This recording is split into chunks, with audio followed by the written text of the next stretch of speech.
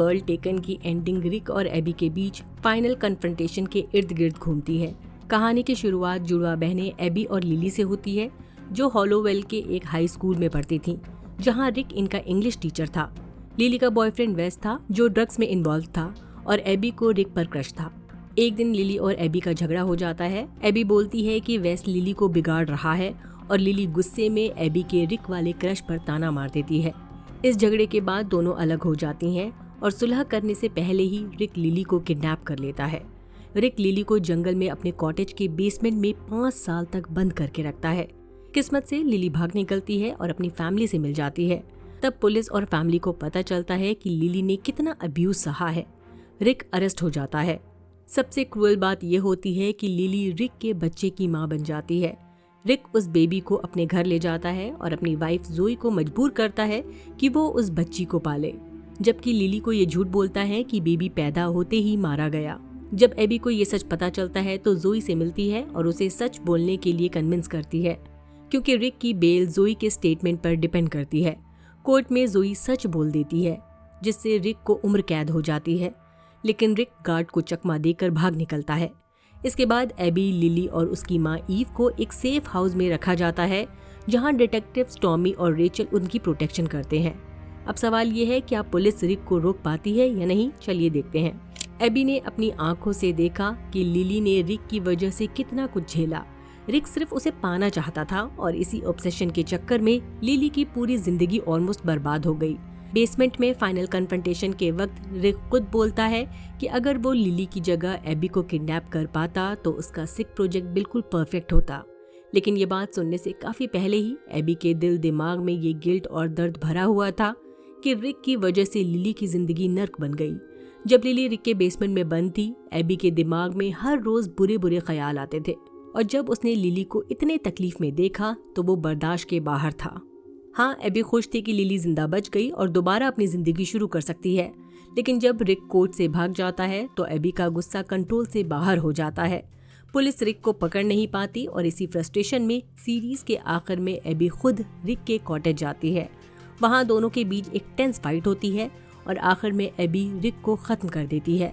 इस बीच जब पुलिस और लिली को पता चलता है कि एबी सेफ हाउस से गायब है, तो लिली, उसकी माँ ईव, टॉमी और बाकी ऑफिसर्स रिक के कॉटेज पहुंच जाते हैं। लिली सबसे पहले बेसमेंट में जाती है और अपनी आंखों से देखती है कि रिक की आंखों की रोशनी हमेशा के लिए खत्म हो रही है। जब टॉमी ये सब देखता है तो उसके चेहरे से लगता है कि वो थोड़ा डिसअपॉइंटेड है, क्योंकि शायद उसे लगा कि रिक इतनी आसान मौत डिजर्व नहीं करता। रिक ने लिली के साथ जो किया वो सबसे घिनौना था। उसने इजाबेल नाम की लड़की के साथ भी वही किया और फिर उसे मार डाला। कोर्ट से भागने के वक्त एक आदमी को भी मारने का शक उस पर था और अपनी वाइफ जोई को 14 साल की उम्र से ही कंट्रोल करता आ रहा था। इसलिए ऑनेस्टली जिस तरह उसकी मौत हुई, उसे जिंदगी भर जेल में सड़ना चाहिए था। लेकिन साथ ही टॉमी ये भी समझता है कि रिक के मरने के बाद कम से कम लिली और उसकी फैमिली चैन से सांस ले पाएंगे। अगर एबी को इस घिनौने इंसान को मारने के लिए जेल भेज दिया जाता तो उनके जख्म भरने का कोई चांस ही नहीं बचता। इसलिए टॉमी पूरे हादसे को सेल्फ डिफेंस बता देता है, जिससे एबी बिना सजा के अपनी जिंदगी में आगे बढ़ पाती है। बाद में पुलिस को इजाबेल की लाश मिलती है, जिसका अब सिर्फ कंकाल बचा है। हाँ, टेक्निकली ये एक जीत है, लेकिन कड़वी सच्चाई ये है, दुनिया में आज भी बहुत सारे रिक जैसे लोग घूम रहे हैं, जो जोई, इजाबेल्स और लिली जैसी लड़कियों को फंसाकर उनकी जिंदगी जहन्नम बना रहे हैं। ऐसा जुर्म होने के बाद सॉल्व करना काफी नहीं है, असली जरूरत उनकी जड़ों को ही खत्म करना है। एबी जब वेस से प्रेग्नेंट होती है, वो कहानी का काफी कंट्रोवर्शियल ट्विस्ट था, क्योंकि जब लिली किडनैप हुई तब वेस उसका बॉयफ्रेंड था और लिली को ढूंढते ढूंढते ही एबी और वेस एक दूसरे के करीब आ गए। एबी के दिल में पहले ही बहुत गिल्ट था। उसे लगता था कि उसने गुस्से में लिली को बददुआ दी थी कि वो भी किसी रैंडम लड़के से प्रेग्नेंट हो जाए, बिल्कुल अपनी माँ ईव की तरह। और फिर जिस दिन लिली किडनैप हुई उस दिन उसे अकेला छोड़ दिया। एबी को ये भी अफसोस था कि वो लिली को ढूंढ नहीं पाई। एबी और वेस एक दूसरे से प्यार करने लगे थे, लेकिन ये बात हमेशा एबी के दिमाग में रहती थी कि वेस पहले लिली का बॉयफ्रेंड था। जब लिली वापस आती है और उसे एबी वेस के रिश्ते के बारे में पता चलता है, तो शायद एबी को अंदर ही अंदर लगा कि कहीं न कहीं उसने अपनी बहन को ढूंढने की उम्मीद छोड़ दी थी, तभी वो वेस के साथ आगे बढ़ पाई। मतलब अगर आपको पूरी उम्मीद हो कि आपकी बहन वापस आएगी, तो आप उसके बॉयफ्रेंड के साथ रिश्ता नहीं बनाते। और ये बात वेस पर भी लागू होती है। अगर उसे सच में लगता कि लिली वापस आ जाएगी तो वो एबी के बारे में कभी सोचता ही नहीं, लेकिन इन दोनों ने सोचा। पर इसका मतलब ये नहीं था कि वो लिली को भूल चुके थे। जिंदगी इतनी सिंपल नहीं होती। हम लोग पास्ट को पकड़ के भी प्रेजेंट में कॉम्प्लिकेटेड रिश्ते बना लेते हैं। यही इंसान होने की पहचान है। और जब लिली ने पिछले 5 सालों में एबी के लिखे हुए सारे नोट्स देखे, तब उसे समझ आया कि लिली को ढूंढने के प्रोसेस में एबी और वेस क्लोज जरूर हुए, लेकिन इसका मतलब ये बिल्कुल नहीं था कि इन्होंने उसे दिल से छोड़ दिया था। इसके ऊपर से एक बात सबको समझनी जरूरी है, ये सब कुछ तब होता ही नहीं अगर रिक बीच में आया ही न होता। हैलोवेल का असली विलन रिक था और अब वो मर चुका है। अगर उसके किए हुए का साइड इफेक्ट एबी, वेस और लिली को जिंदगी भर उठाना पड़ता तो इसका मतलब होता कि रिक मरने के बाद भी जीत गया। इसलिए सीरीज के आखिरी मोमेंट्स में लिली का एबी को माफ करना, चाहे वो वेस के बच्चों के लिए हो या रिक को खत्म करने के बाद, ये एक ही रास्ता था आगे बढ़ने का। रिक के आने से पहले भी एबी और लिली के बीच प्रॉब्लम्स थी, लेकिन रिक के बाद सब कुछ नेक्स्ट लेवल पर चला गया। चाहे जितना भी पॉजिटिव सोचो, ये सच था कि दोनों जुड़वा बहनों की जिंदगी हमेशा के लिए बदल चुकी थी। लिली ये बात जानती थी, इसलिए वो एबी को यकीन दिलाती है कि इनकी फैमिली में आने वाले अगले ट्विंस को वो प्यार, केयर और फ्यूचर मिलेगा जो इन दोनों को पूरी तरह नहीं मिल पाया। और हाँ, ईव पर कोई ब्लेम नहीं, उसने सिचुएशन के हिसाब से बेस्ट किया। लेकिन सच ये भी है कि एक पॉइंट के बाद हम अपने पेरेंट्स जैसे ही बिहेव करने लगते हैं। अगर एबी अपने ट्विंस को ईव के स्टाइल से अलग तरीके से पालना चाहती है तो उसके लिए बेस्ट होगा कि वो चीज़ें लिख लिख कर याद रखे, स्पेशली ये कि टफ और इमोशनल सिचुएशन में कैसे कामली और सेंसिबली रिएक्ट करना है। गर्ल टेकन के आखिर में लिली फाइनली फॉस्टर होम में एलिस से मिलती है। अगर पहले क्लियर ना हो तो ये कंफर्म होता है कि लिली रिक के बच्चे की माँ बनी थी और वो एलिस थी।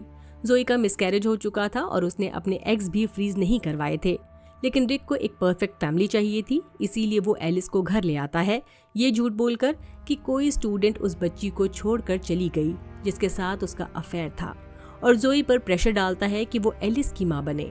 जोई को रिक ने सालों से कंट्रोल किया हुआ था, इसलिए वो 5 साल तक बिना सवाल किए उसके ऑर्डर्स फॉलो करती रही। जब सच सामने आता है तो शायद रिक के कंट्रोल या अपने खुद के दर्द की वजह से जोई एलिस को मारने और फिर खुद अपनी जान लेने की कोशिश करती है ताकि लिली को कभी उसकी बेटी वापस न मिले, और वो खुद भी रिक की गुलामी वाली जिंदगी से आज़ादी चाहती थी। पर जोई ऐसा कर नहीं पाती। रेचल वक्त पर आ जाती है। इसके बाद जोई के साथ क्या हुआ इसकी ज़्यादा डिटेल नहीं मिलती, लेकिन ये माना जाता है कि उसे सीरियस साइकियाट्रिक केयर में रखा गया ताकि वो अपना ट्रॉमा प्रोसेस कर सके। इसका मतलब ये भी था कि वो कभी एलिस के पास नहीं रह सकती, लेकिन लिली जो एलिस की असली माँ है उससे मिल पाती है। और सबसे इमोशनल बात ये होती है कि एलिस लिली को अपनी माँ बनने की परमिशन दे देती है। मुझे अच्छा लगा कि आखिर में ये दिखाया गया कि लिली और एलिस की जिंदगी का ये सिर्फ पहला स्टेप है। सीन पॉजिटिव था, लेकिन उसके अंदर एक कड़वाहट भी थी, क्योंकि हम सब जानते हैं कि लिली का अभी पूरी तरह जख्म भरना बाकी है। तब जाकर वो एलिस का सही तरीके से ख्याल रख पाएगी। दोनों ने ही बहुत कुछ सहा है। एलिस तो एक छोटी बच्ची है, इसलिए हो सकता है कि आगे जाकर उसे अपनी जिंदगी के कई पेनफुल डिटेल्स याद ही न रहें, लेकिन लिली के साथ ऐसा नहीं होगा। हर बार जब वो एलिस को देखेगी उसे रिक की याद आएगी। अब सवाल ये है, क्या लिली इसके लिए रेडी है? क्या वो ये पक्का कर पाएगी कि रिक के लिए उसके दिल में जो नफरत है वो कहीं एलिस के साथ इनके रिश्ते पर असर न डाले? ये एक बड़ा रिस्क है, लेकिन इसी कॉन्फ्लिक्ट को फेस करना लिली के लिए जरूरी है ताकि वो अपनी जिंदगी से रिक के इन्फ्लुएंस को पूरी तरह मिटा सके। अगर वो थोड़ा सा भी इसमें कामयाब होती है तो ये ऑलरेडी बहुत बड़ी बात होगी, क्योंकि वो उस मॉन्स्टर से बच कर निकली है और दोबारा जीना सीख रही है। मुझे नहीं लगता कि कोई भी, इवन एलिस भी, लिली को जज करेगी अगर वो परफेक्ट मदर न बन पाए। उसका जिंदा रहना और एलिस से मिलने की हिम्मत जुटा पाना ही अभी के लिए काफी है। हो सकता है फ्यूचर में जब सब कुछ थोड़ा सेटल हो जाए, लिली जोई से एलिस की परवरिश में हेल्प मांगे, क्योंकि जोई एलिस को बहुत अच्छे से जानती है। इससे जोई को भी हील होने का मौका मिलेगा, ऐसा मुझे लगता है। आपको क्या लगता है कमेंट में जरूर बताएं। इसी के साथ ये वीडियो यहीं खत्म करते हैं। बाय, अपना ख्याल रखिए। मेरा वीडियो आपको कैसा लगा कमेंट सेक्शन में जरूर बताएं। अगर पसंद आया हो तो लाइक करें, चैनल को सब्सक्राइब करना न भूलें।